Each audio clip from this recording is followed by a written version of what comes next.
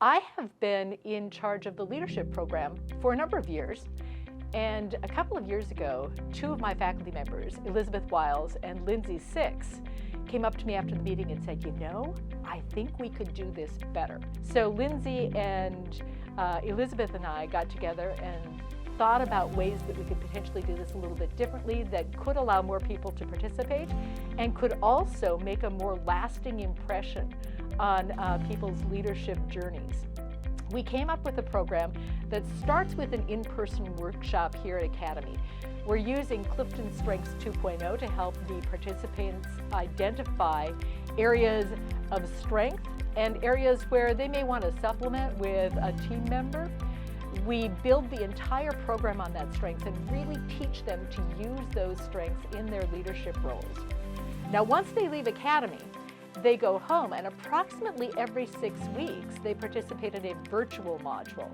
Now, in order to prepare for that virtual module, they need to do some readings, they need to watch some videos, listen to some podcasts, do a little bit of reflecting on the topic. We all think that we can be good leaders, but the fact of the matter is that we all have our strengths. And if we are attempting to work outside of our strengths, we're not going to be as effective. So getting to know yourself is the first step in leadership. It's crucially important that we have leaders in this profession because this profession is changing so rapidly. We need leaders in research, we need leaders in education, we need leaders in government, we need leaders at all levels. So despite not having a formal title of leader, everybody's going to be a leader somewhere. You're going to be a leader in your office. If you've got a private practice, you may be a leader in your division or maybe even a leader in your family. You go to optometry school and you learn all about physiology and pharmacology and biochemistry, but you don't learn how to get a group of people excited about where you want to go. You don't learn how to align those people in working towards that goal.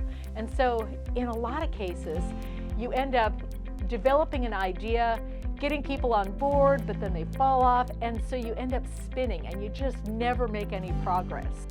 One of the beautiful things about this leadership program is that we were able to identify people who were interested in leadership who hadn't shown up on anybody's radar. So people were able to self-select. We also did solicit some recommendations, but everybody had to write a personal statement as to where they were in their leadership journey, where they saw themselves being a leader in the next 5 to 10 years. I like to think that Merton Flom, who developed the original leadership course, was absolutely visionary in his recognition that this sort of training was necessary for optometrists. I think he would be disappointed in us as today's leaders if we didn't look critically at the program that he developed 30 or 40 years ago and evaluate whether or not we could do it a little bit differently or a little bit better or a little bit more currently. So I think he would not have liked us to maintain exactly the course that he designed. I think that it's more respectful to him to recognize his vision and to recognize his creativity and to continue to apply vision and creativity in bringing this program into the new century.